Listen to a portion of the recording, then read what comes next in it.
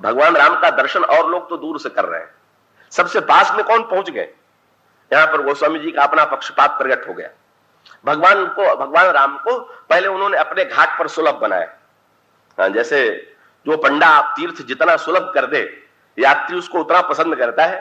गोस्वामी जी ने कहा सबसे पहले जो दीन हैं, जो शरणागत हैं, उन्हें ईश्वर की प्राप्ति होनी चाहिए। इसलिए और स्त्रियां तो दूर से दर्शन कर रही हैं, पुरुष तो दूर से देख रहे हैं, पर जो नन्हे बालक हैं, जो असमर्थ हैं, उनकी क्या स्थिति है? कब बालक वृंद देखी अति शोभा, लगे संग लोचन मन लोभा। बच्चे तो भगवान राम के साथ लग गए, और इतना ही नहीं, बड़ों को संकोच लग रहा है वार्तालाप करने में, पर बालक जब देखते हैं कि ये नए नए नगर में आए हुए हैं, तो वो भगवान राम को नगर का परिचय देते। और परिचय देने के बहाने गोस्वामी जी कहते हैं कि करते क्या है? बोले सब शिशु यही मिस प्रेम बस परस मनोहर गात। इस बहाने से कि कोई स्थान दिखाना है, भगवान राम का हाथ पकड़ लेते हैं, लक्ष्मण जी का हाथ पकड़ लेते हैं। और हाथ क्या पकड़ लेते हैं? मानो संकेत यह है कि एक अपनत्व का संबंध, नाता जोड़ लेते हैं। विवाह जब होगा तब होगा, लेकिन अभी तो कम से कम बच्चों से नाता जुड़ ही जाए। और उसके पश्चात गोस्वामी जी कहते हैं सब शिशु यही मिस प्रेम बस परस मनोहर गात, तनु पुलकित अति हर्ष हिय देख देख दोहरात।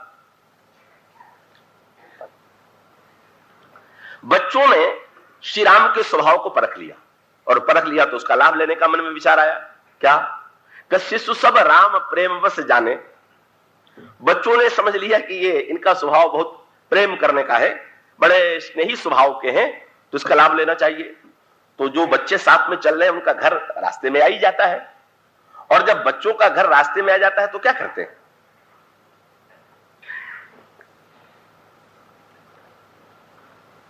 गोस्वामी जी कहते हैं कि बच्चे शिशु सब राम प्रेम बस जाने, तब बोले प्रीति समेत निकेत बखाने। जब उनका घर आता है तो कहते हैं ये घर हमारा ही है। भगवान राम मुस्कुरा करके कहते हैं क्या अपने घर ले चलोगे? तो चाहते यही है। तो भगवान राम अपनी ओर से प्रस्ताव कर देते हैं। मानो संकेत क्या है? धाम काम छोड़ के नहीं मिलते, स्वयं धाम काम वालों के पास भी, धाम में भी पहुंच जाते हैं। पर धाम में ले जाने की सामर्थ्य बड़ों में नहीं। बड़ों को तो धाम छोड़ना ही पड़ेगा। ये तो छोटे हैं जो कि धाम में रहते हैं, और भगवान राम से कहते हैं महाराज मेरा ये घर है। और तब निज निज रुचि सब ले ही बुलाई, और सहित स्नेह जाहि दो भाई। कब भगवान राम से बार बार बालक कहते हैं ये मेरा घर है, ये मेरा घर है। अब इतना लंबा चौड़ा जनकपुर, और उस लंबे चौड़े जनकपुर में प्रत्येक बालक जब अपने अपने घर ले जाने लगे और दोनों जाने लगे, तो लक्ष्मण जी ने मुस्कुरा करके प्रभु की ओर देखा। क्यों? जब चलने लगे थे तो भगवान राम ने महर्षि विश्वामित्र से आज्ञा मांगते हुए यह कहा था कि लक्ष्मण जी नगर देखना चाहते हैं, और मैं नगर दिखलाने के लिए इसलिए जाऊंगा कि अकेले जाएंगे तो हो सकता है भूल जाए, और न जाने कितने देर में लौटे, और देर में लौटेंगे तो आपको बड़ी चिंता हो जाएगी। तो अगर आप मुझे भेज देंगे तो परिणाम होगा कि मैं नगर भी दिखलाऊंगा, और साथ साथ मैं आपको वचन देता हूं कि नगर दिखाई तुरंत ले आऊं। तो वचन तो दे आए थे तुरंत लाने का, और जो घर घर जाने लगे तो अब वो तुरंत वाला प्रश्न कहां रहा? यूं विश्वामित्र जी ने छूट दे दिया था। विश्वामित्र जी जानते थे कि जाना तो तुम्हारे हाथ में है, पर लौटना तुम्हारे हाथ में थोड़ी है। प्रेम के बंधन में जो बंधा हुआ हो वो ये कहे कि हम स्वतंत्र रूप से उतने दूर ही तो जाएगा जितना रस्सी छोड़ने वाला उसको ढील देगा। इसलिए जब भगवान राम ने कहा नगर दिखाई तुरंत ले आऊं, तो विश्वामित्र ने हंस करके कहा था कि ठीक है, तुम्हारी गुरु भक्ति प्रशंसनीय है, लेकिन मैं इतना कह सकता हूं कि सुनि मुनि सतः बचन सप्रीति, कसन राम राखो तुम नीति। तुमने मुझसे आज्ञा लिया, ये मर्यादा का तुमने पालन किया। धर्म सेतु पालक तुम ताता, तुम धर्म सेतु के पालक हो, इसलिए तुम्हारा पूछना ठीक। लेकिन अब एक बात जो आगे है वो तो आगे दिखाई देगी। क्या? धर्म सेतु पालक तुम ताता, और प्रेम विवश सेवक सुखदाता। पर प्रेम की जो विवशता है और सेवकों के सुख देने का जो स्वभाव है वो भी तो आड़े आवेगा, और वही आगे। प्रेम की विवशता ये थी कि बालक ले जाते हैं और भगवान श्री राम का प्रत्येक बालक के घर जाते हैं, किसी को नहीं किया। जब सब बालक संतुष्ट हो गए तो मानो गोस्वामी जी ने हम लोगों को आश्वासन दे दिया कि भाई केवल एक लालसा होनी चाहिए कि ईश्वर को हम पालें, और उस लालसा के पश्चात वो प्रीति के इतना वशीभूत है कि किसी साधना अथवा तपस्या से नहीं, केवल प्रेम के द्वारा अगर उसे पुकारा जाए तो धाम छोड़ करके ही नहीं, जाने की आवश्यकता नहीं, वो धाम में भी चल करके आ सकता है, धाम में भी मिल सकता है। और उन बालकों के द्वारा जब घर में श्री राम पधारे तो बूढ़ों को भी मिल गए, जवानों को भी मिल गए, महिलाओं ने भी देख लिया, सन्निकट से सबने स्वागत किया। और जब सारे जनक प्रवासी बालकों को संतुष्ट कर चुके, लौटने लगे, तब याद आई कि गुरुजी से कह करके आए थे कि हम तो जल्दी लौटेंगे। गोस्वामी ने लिखा, जब लौटने लगे तब गुरुदेव का भय लगा, और गोस्वामी कहते जा सुत्रास डर कह डर होई। वे ईश्वर वह है जिनके भय से भय भी डरा करता है, पर वे का आज गुरुदेव के भय से लक्ष्मण, हम लोग तो भूल ही गए कि गुरुदेव से जल्दी आने के लिए कहा था, गुरुदेव चिंता कर रहे होंगे। और जिसमें विश्वामित्र के पास पहुंचे, वो स्वामी जी उनका एक चित्र प्रस्तुत करते हैं। उसमें भगवान राम का चित्र क्या है? बोले सभय सप्रेम विनीत अति सकुच सहित दो भाई को गुरु पद पंकज नाय सिर। और आज्ञाकारी कितने हैं, आकर के जैसे कोई अपराधी खड़ा रहे, दोनों भाई खड़े हो गए। आनंद यही है, बच्चों के लिए इतने भोले, बड़ों के सामने मर्यादा के पुंज हैं। इसीलिए भगवान राम सबके, बूढ़ों के भी हैं, युवा लोगों के भी हैं, किशोर अवस्था वालों के भी हैं। जब गुरुदेव के सामने खड़े हुए तो गोस्वामी जी कहते हैं सभय सप्रेम विनीत अति सकुच सहित दो भाई। कब बैठे? बोले गुरु पद पंकज नाय सिर बैठे आय सुपाए। जब उन्होंने कहा बैठ जाओ तब बैठे, जब तक आदेश बैठने का नहीं मिला तब तक नहीं बैठे। और मानो गोस्वामी जी ने कहा कि इस नन्हे लक्ष्मण ने लोगों के अंतःकरण में लालसा की जो सृष्टि कर दी, जिस प्रकार से ईश्वर को सुलभ बना दिया, अगर लक्ष्मण जी ने कहीं अपने हृदय में लालसा न की होती, एक बच्चों जैसा नाटक उन्होंने किया। जैसे बच्चे जाते हैं किसी नए स्थान में तो देखना चाहते हैं, लक्ष्मण जी ने भी कहा मैं नगर देखना चाहता हूं। लेकिन उस बच्चे की लालसा के पीछे कितने लोगों के अंतःकरण में ईश्वर की उपलब्धि की लालसा जागृत हुई, और किस प्रकार से प्रत्येक व्यक्ति ईश्वर प्राप्त करता है, हम देखते हैं। लक्ष्मण जी वहां पर यह भूमिका संपन्न कर देते हैं, और यहां पर लक्ष्मण जी का एक रूप, एक चित्र समाप्त हो जाता है। और उसके बाद उस वाटिका का प्रसंग आता है। वहां भगवान राम जा रहे हैं, पर वहां भी साथ में लक्ष्मण है। चारों प्रसंगों में लक्ष्मण ही समान है और कोई पात्र समान नहीं। कि चारों प्रसंगों में आप अब पात्र और बदलते पाएंगे। जैसे जो पहला प्रसंग है उसमें बालकों की प्रधानता है, और जो दूसरा प्रसंग है उसमें वृद्धों की प्रधानता है, और तीसरा प्रसंग जो आगे चल करके आता है उसमें कयूक की प्रधानता है। और प्रत्येक प्रसंग में लक्ष्मण सब भगवान राम के साथ दिखाई दे रहे हैं। अब उस वाटिका में जब भगवान राम जा रहे हैं तब ये प्रसंग कौन सा है? ये भक्त घाट का प्रसंग है। समय जानी गुरु आय सुपाई लेन प्रसून चले दो भाई, भूप बागबर देखे उजाई जहां बसंत ऋतु रही लो भाई। भगवान राम श्री लक्ष्मण के साथ उस वाटिका जाते हैं, और वहां जाकर के उस वाटिका को देखते हैं। और देख करके गोस्वामी जी ने कहा भगवान राम और लक्ष्मण को जब सारा बाग उन्होंने देखा तो सबसे अधिक आनंद किस बात को देख करके आया? वह बाग तड़ाग विलो की प्रभु हर से बंधु समेत, परम रम्य आराम यह जो राम सुख देत। का एक को देख के दोनों प्रसन्न नहीं हुए, दोनों को देख के दोनों प्रसन्न हुए। क्या बोले? बाग तड़ाग। महाराज श्री जनक का बड़ा विशाल बाग था और उसके मध्य में सरोवर था। तो बाग और तड़ाग को देख करके प्रसन्न हुए कि जैसे बाग और तड़ाग की जोड़ी है, उसी प्रकार से श्री लक्ष्मण और भगवान राम की जोड़ी। कहना कठिन है कि बाग में तड़ाग है कि तड़ाग में बाग है। बाग में तो तड़ाग दिखाई दे रहा है, पर जल की छाया में कोई झांक करके देखे तो वहां पर भी बाग का साक्षात्कार हो रहा है। लक्ष्मण के हृदय में श्री राम, श्री राम के हृदय में लक्ष्मण। और इस प्रकार से हम देखते हैं भगवान राम और लक्ष्मण एक साथ यहां उपस्थित है। तो ये जो श्री लक्ष्मण का कार्य, अब ये जो पुष्पवाटिका का प्रसंग है, ये रामचरितमानस के सबसे सूक्ष्म प्रसंगों में से, क्योंकि जहां श्रृंगार रस रसराज कहा जाता है, तो वहीं पर मनुष्य के जीवन में बहुत से दुर्गुणों की सृष्टि करने वाला भी श्रृंगार रस हो सकता है। इस देश में श्रृंगार रस के कवियों ने ऐसी रचनाएं की थी कि जिनका परिणाम समाज पर बहुत बुरा पड़ा। रीतकालीन कवियों में कई कवियों ने अपने आश्रयदाता राजाओं को प्रसन्न करने के लिए ऐसे साहित्य की सृष्टि किया जिसने राजाओं के अंतःकरण में कामुकता की वासना की सृष्टि किया, और उस कामुकता और वासना के द्वारा का उनका अंतःकरण भोग वासना की ओर प्रवृत्त हुआ और वो समाज की ओर से विमुख हो गए। अब रामचरितमानस में श्रृंगार रस को स्वीकार किया जाएगा, श्रृंगार रस के बिना तो साहित्य अधूरा है। और भगवान राम जब अवतार लेंगे तो अवतार में जब विवाह का प्रसंग आवेगा तो कोई विवाह का प्रसंग ऐसा कैसे हो सकता है कि जिसमें श्रृंगार रस का अभाव हो, काम का अभाव हो? पर उस श्रृंगार और काम को किस रूप में प्रस्तुत किया जाए, ये विलक्षणता गोस्वामी जी के काव्य में दृष्टिगोचर होती है। और उसकी भी पराकाष्ठा आपको दिखाई देगी का पुष्पवाटिका के प्रसंग में। पुष्पवाटिका का प्रसंग माने भगवान राम और श्री सीता वहां पर आते हैं, और आते हैं एक अलग अलग उद्देश्य लेकर के। भगवान राम आए थे महर्षि विश्वामित्र के पूजन के लिए, फूल लेने के लिए, और दूसरी ओर से श्री सीता जी आई थी पार्वती जी का पूजन करने के लिए। और ये जो दोनों का आगमन होता है कि यहीं पर दोनों एक दूसरे के सौंदर्य को देख करके रागान्वित होते हैं और परस्पर एक दूसरे के प्रति प्रगाढ़ अनुराग का उदय होता है।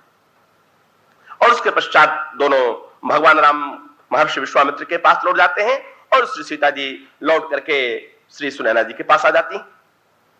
पर इस प्रसंग की सजगता क्या है? अभी यहां पर गोस्वामी जी के लिए सबसे बड़ी समस्या यह थी कि रामचरितमानस मर्यादा का ग्रंथ है, और मर्यादा की दृष्टि से यदि विचार करके देखें तो महाराज श्री जनक ने यह प्रतिज्ञा किया है कि जो धनुष तोड़ेगा मैं उसे कन्या दूंगा। और इसका अर्थ हुआ कि श्री सीता जी बाध्य हैं उससे प्रेम करने के लिए जो धनुष तोड़ेगा। और जब तक धनुष नहीं टूटा है का उसके पहले अगर श्री सीता जी के अंतःकरण में अनुराग का वर्णन किया जाए तो फिर इसका तात्पर्य हुआ कि मर्यादा का अतिक्रमण होता है। और मर्यादा को ही यदि स्वीकार करें तो कृपया थोड़ा आप इसे बहुत एकाग्रता से देखेंगे, गोस्वामी जी ने कितनी सूक्ष्म रेखा का निर्वाह, कैसी बढ़िया रेखा खींच करके दोनों के समन्वय और संतुलन को पुष्पवाटिका में प्रकट कर दिया। अगर ये कहें गोस्वामी जी कि धनुष टूटने के बाद का श्री सीता जी ने भगवान राम से प्रेम किया तो प्रेम पूर्ण नहीं माना जाएगा। क्यों? इसका अभिप्राय यह है कि धनुष तो कोई भी तोड़ता तो उसी के प्रति समर्पित होना उनका कर्तव्य हो जाता, तो उसमें कर्तव्य की प्रधानता होती, प्रेम की प्रधानता न होती। तो धनुष टूटने के पहले अगर प्रीति का वर्णन करें तो मर्यादा का अतिक्रमण थोड़ा जान पड़ता है, और धनुष टूटने के बाद यदि स्नेह का वर्णन करें तो उसमें कर्तव्य की प्रधानता होती है, प्रीति की न्यूनता दिखाई देती है।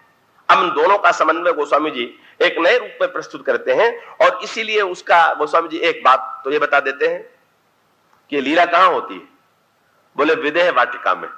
और उसका अर्थ है कि देह की वाटिका में बैठ के लीला न देखिएगा, जरा देह से ऊपर उठ करके देह वृत्ति को हटा करके अगर देह से विचार कीजिएगा तब तो आप उस वाटिका में प्रवेश के अधिकारी नहीं। इसीलिए इस पुष्पवाटिका में अगर पुरुष कोई जाता है तो लक्ष्मण जाते हैं, नहीं तो श्री सीता जी की सखियां तो श्री सीता जी के साथ हैं। तो पुरुष भावना माने भोक्तापन की वृत्ति, और नारी भावना का अभिप्राय है जहां पर समर्पण है, जहां सेवा है। तो जहां समर्पण और सेवा की भावना है उसके लिए तो इस प्रसंग में रसास्वादन करना सरल है। पर जहां पर पुरुष वृत्ति है, प्रसिद्ध बात कही जाती है ना, मीरा जी वृंदावन में पहुंची, प्रसिद्ध संत का दर्शन करने के लिए गई तो पता चला कि उन संत का नियम है कि वे स्त्रियों को दर्शन नहीं देते। और मीरा जी के मुंह से निकला कि मुझे तो एक नया समाचार मिला, मैं तो ये समझती थी कि वृंदावन में श्री कृष्ण को छोड़ करके कोई दूसरा पुरुष रहते ही नहीं, यहां तो सब सखियां ही सखियां रहती हैं। और उसका अभिप्राय यह है कि एकमात्र का हम अर्पित होते हैं ईश्वर के प्रति, और ईश्वर उस समर्पण को स्वीकार करने वाला है। तो इस पुष्पवाटिका में श्री सीता जी के साथ सखियां, धनुष यज्ञ में स्त्री भी है पुरुष भी। लेकिन जब भगवान राम पुष्पवाटिका में जाते हैं तो भगवान श्री सीता जी के साथ सखियों का बाहुल्य है, और अगर भगवान राम के साथ कोई एक पुरुष पात्र के रूप में देखें तो एकमात्र लक्ष्मण विद्यमान है। और उसका अभिप्राय क्या कि लक्ष्मण जैसा व्यक्ति ही इस पात्रता का अधिकारी। भगवान राम ने श्रृंगार की चर्चा दो ही से तो किया अपने जीवन में, और शायद संसार में भगवान राम को छोड़ करके ऐसा कार्य कोई न करे। क्या श्रृंगार के दो पक्ष हैं, एक तो संयोग का पक्ष और एक वियोग का पक्ष। और भगवान राम ने क्या किया, जब श्रृंगार संयोग का भाव उनके अंतःकरण में प्रस्फुटित हुआ तो उसका श्रोता उन्होंने किसको बनाया? भगवान राम ने 2 बार कविता की है रामायण में, और दोनों बार कविता के श्रोता 2 हैं। जब पुष्पवाटिका में भगवान राम में कवित्व का उदय हुआ तो उसके श्रोता लक्ष्मण है, और भगवान राम के जीवन में जब वियोग का उदय हुआ तो उसके श्रोता ब्रह्मचारी हनुमान। श्रृंगार का श्रोता ब्रह्मचारी और विरागी हो सकता है, यह बात तुलसीदास जी सोच सकते हैं, दूसरा तो नहीं सोच सकता है। श्रृंगार की चर्चा सुनाने के लिए तो कोई ऐसा व्यक्ति ढूंढा जाएगा कि जो ब्रह्मचारी के लिए तो श्रृंगार की चर्चा सुनना भी निषिद्ध है। विरागी के लिए क्या लेना देना है श्रृंगार की चर्चा करने का। और भगवान राम के मन में कवित्व का उदय हुआ तो श्रोता किसको बनाते हैं? उस वाटिका में लक्ष्मण जी साथ में नहीं। कितने आश्चर्य की बात। एक तो छोटा भाई, क्या छोटे भाई से कोई व्यक्ति श्रृंगार और काम की चर्चा करेगा? पर भगवान श्री राम लक्ष्मण को साथ लेकर के जाते हैं और जब कवित्व का उदय होता है तो भी मौन रह सकते थे? ना। जिस समय श्री सीता जी के आभूषणों की ध्वनि प्रभु के कानों में जाती है और प्रभु से सुनते हैं और अंतःकरण में उन्होंने एक नए प्रकार के परिवर्तन का अनुभव किया, तो उस परिवर्तन का अनुभव करने के बाद जब कविता का निर्माण हुआ तो कविता पहले मन में बनती और मन में बनने के बाद कवियों का एक स्वभाव होता है क्या कि जब कविता बनाते हैं तो सुनाना जरूर चाहते हैं कि कोई सुने।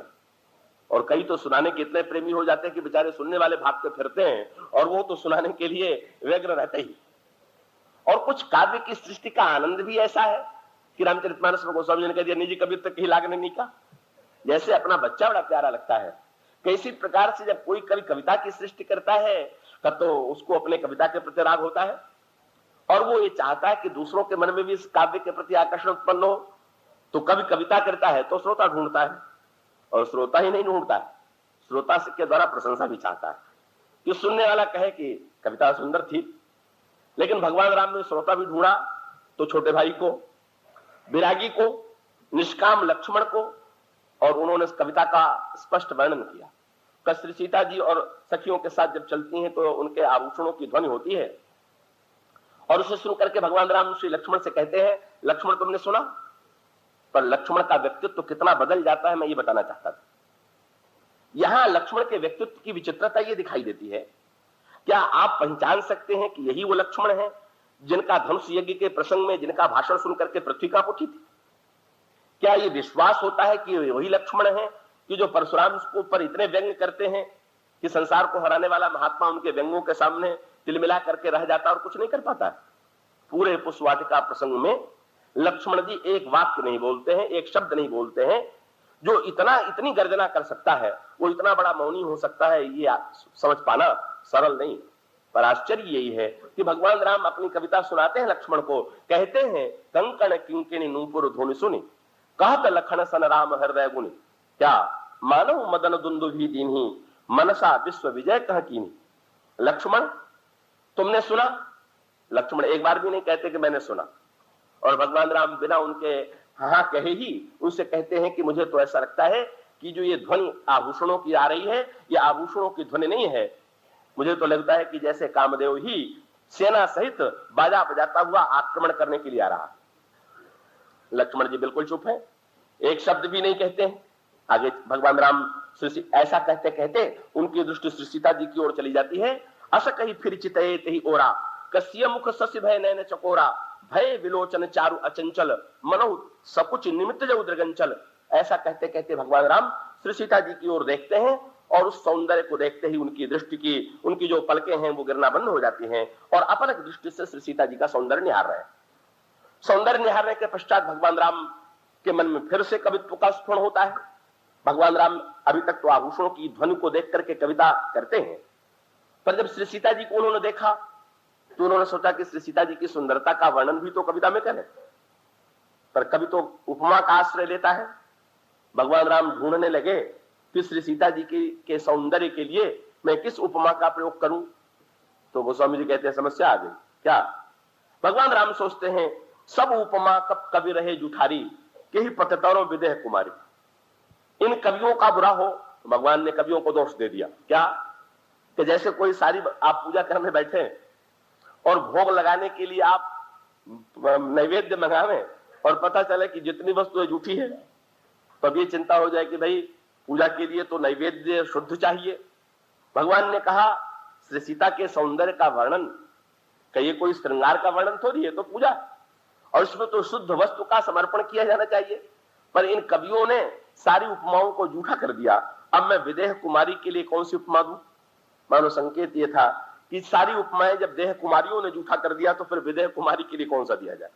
संसार में शरीर से सौंदर्य और श्रृंगार और उसी के लिए कभी सारी उपमाओं को समाप्त कर देते हैं।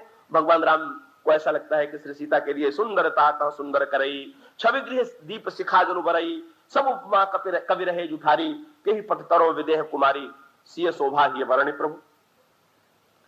कभी अगर कभी देख ले कि मेरी कविता कोई पसंद नहीं करता है तो शायद फिर न सुनावे। लक्ष्मण जी मौन रह गए तो क्या अर्थ है?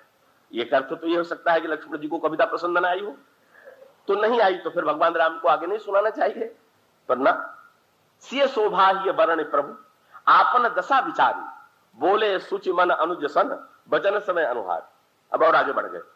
श्री लक्ष्मण कुछ नहीं पूछते, भगवान राम कहते हैं, तात जनक तनया है सोई, धनुष यज्ञ जही कारण होई, जासु बिलो की अलौकिक शोभा, सहज पुनीत मोर मन शोभा, सो सब कारण जान विधाता, फरते फरकहि सुभर अंग सुनभ्राता, रघुवंशन कर सहज स्वभावु, मन पंथ पग धर ही न काऊ, मुनि अतिशय प्रतीति मन केरी, यही सपने पर नार नहेरी, जिनके लहै निपुरण पीठी, नहीं पावहि परती मन दीठी, मंगन लहै न जिनके नाही, ते नरबर थोरे जगमाही। इतना लंबा भाषण हुआ, पहले पद्य में बोले अब गद्य में बोल रहे हैं, पर श्रोता जो कहते हो कोई प्रभाव नहीं। भगवान राम सब कुछ कहते हैं, पर करत बत कही अनुजसन मनस्य रूप लुभान, मुख सरोज मकरंद छवि करत मधुपान। ये लक्ष्मण का मौन और लक्ष्मण की गर्जना क्या प्रकट करती है? इसका तात्पर्य कि लक्षण धाम लक्षण इसलिए है कि वे अवसर के अनुकूल जैसा होना चाहिए वैसे हो जाते हैं, और अवसर के अनुकूल जैसा होना चाहिए वैसे हो जाते। इसका अभिप्राय क्या कि इस प्रसंग में लक्ष्मण का न बोलना किस बात का सूचक है? तो या तो ये कह सकते हैं कि लक्ष्मण जी को आनंद की अनुभूति नहीं हुई, रस की अनुभूति नहीं हुई, पर अगर दूसरी दृष्टि से विचार करें तो कब वो एक प्रसंग आपने बिहारी का प्रसिद्ध दोहा पढ़ा होगा, तंत्री नाद कवित तरस सरस राग रति रंग, अन बूढ़े बूढ़े तरे जे बूढ़े सब अंग। लक्ष्मण जी किस स्थिति में है और उस स्थिति में लक्ष्मण की भूमिका क्या है, आप इस पर विचार करके देखें। पुष्पवाटिका प्रसंग शुद्ध भक्तों का प्रसंग है, भक्त का प्रसंग है। इसका अभिप्राय है कि जो लोग भगवान राम को एक राजकुमार अथवा राजकुमारी के रूप में देखते हैं, उनके लिए पुष्पवाटिका प्रसंग नहीं, उनको यहां पर प्रवेश करने की कल्पना भी नहीं करनी चाहिए। यह तो उन लोगों के लिए प्रसंग है कि जो भगवान राम और श्री सीता के दिव्य स्वरूप से परिचित, और भगवान राम और श्री सीता के दिव्य स्वरूप से परिचित यहां कौन है? यहां तक कि श्री सीता जी की सखियां भी, वे तो श्री सीता जी की सहायिका हैं, इसलिए उनका होना वहां पर आवश्यक है।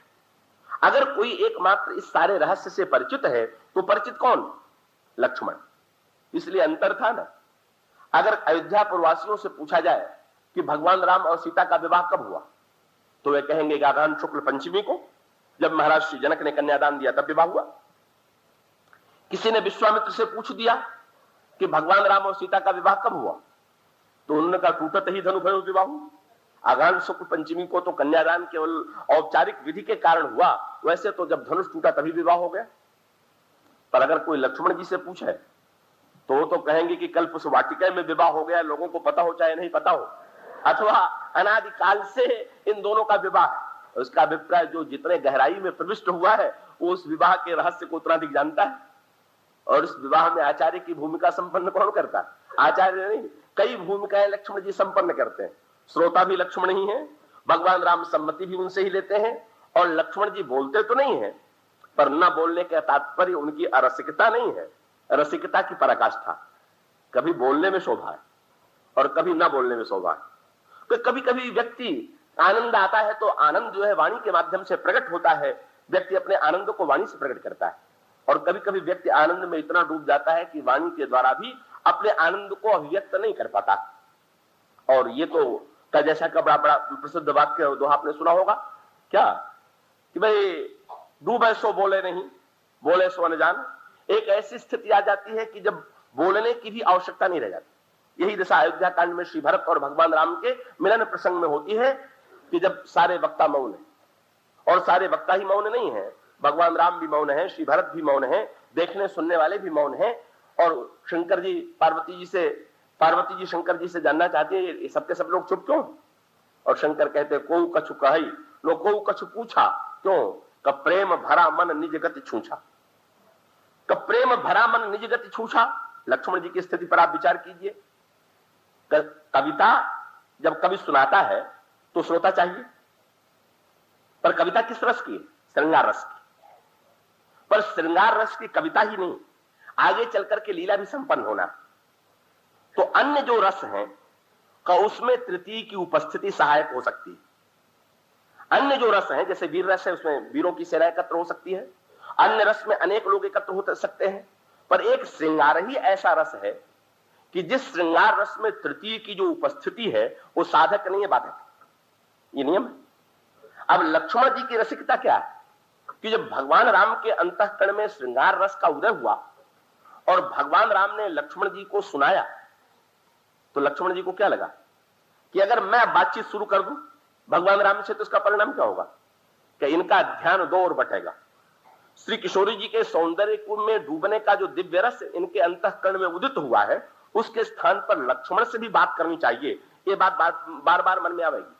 तो लक्ष्मण जी क्या करते हैं, मौन होकर के मानो भगवान राम से कह देते हैं कि संकेत कर देते हैं कि समझ लीजिए लक्ष्मण यहां पर है ही नहीं।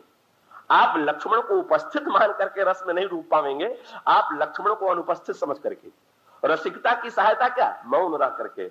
अन बूढ़े बूढ़े तरे जे बूढ़े सबांग का तात्पर्य है कि लक्ष्मण जानते हैं कि मेरी उपस्थिति का जो भान है, मैं बार बार अगर प्रशंसा करूं तो प्रशंसा की बात कहां है।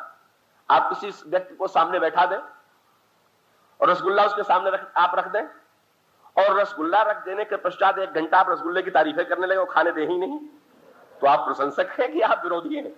इसका तात्पर्य हुआ कि आपकी बुद्धिमत्ता यही है कि रसगुल्ला जब सामने रखा हुआ हो तो अधिक प्रशंसा न करके तो स्वयं जब लेगा उसका रसास्वादन करेगा तो आनंद में डूब जाएगा। लक्ष्मण के न बोलने का तात्पर्य क्या, जब नहीं बोलते तो भगवान राम के लिए अवसर मिल जाता है। भगवान राम ने लक्ष्मण से कहा कि कंकण किंकिणी नूपुर धुन सुनी, पर उसके बाद आ सकता है फिर चितयत ही हो रहा। जब लक्ष्मण नहीं बोले तो भगवान राम की दृष्टि श्री सीता जी की ओर चली गई। भगवान राम श्री सीता का सौंदर्य देख रहे हैं, लक्ष्मण यही चाहते हैं। भगवान राम फिर से एक बार बातचीत शुरू करना चाहते हैं, लक्ष्मण फिर भी नहीं बोले। और जब नहीं बोले तब फिर करत बतक ही अनुजसन मनसी रूप लोभान, मुख सरोज मकरंद छवि करत मधुपयो पान। और इसका अभिप्राय कि लक्ष्मण की रसिकता यह है कि रस तत्व में सहायक बनते हैं।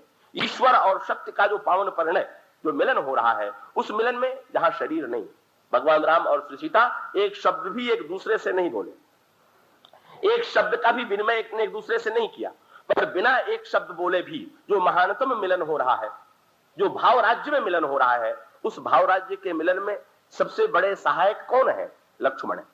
और ये तो स्वाभाविक रूप से क्षीर सागर में का भगवान जब शयन करते हैं, जब प्रलय हो जाता है, तो प्रलय काल में जब भगवान शयन करते हैं तो उस समय भगवान के इस भगवान का जो ये दिव्य स्वरूप है, इसके दृष्टा एकमात्र शेष ही तो होते हैं। और इसका अभिप्राय है कि शेष को छोड़ करके शेष कौन है का भगवान की शैया। और इसका अभिप्राय यह है कि शैया के रूप में जो शेष है वो तो निरंतर भगवान की प्रत्येक चेष्टा का, प्रत्येक लीला का दर्शक रहा ही। और उसी प्रकार से इस श्रृंगार की मधुमय लीला में कल लक्ष्मण का ये जो मौन है, शेष शैया के रूप में जो कभी भगवान श्री राम के भगवान के नारायण रूप में उनके लीला के साक्षात्कार करने वाले रहे हैं, लक्ष्मी और नारायण जिन पर विराजते हैं वे शेष, और उन दोनों के दृष्टा शैया के रूप में लक्ष्मण है।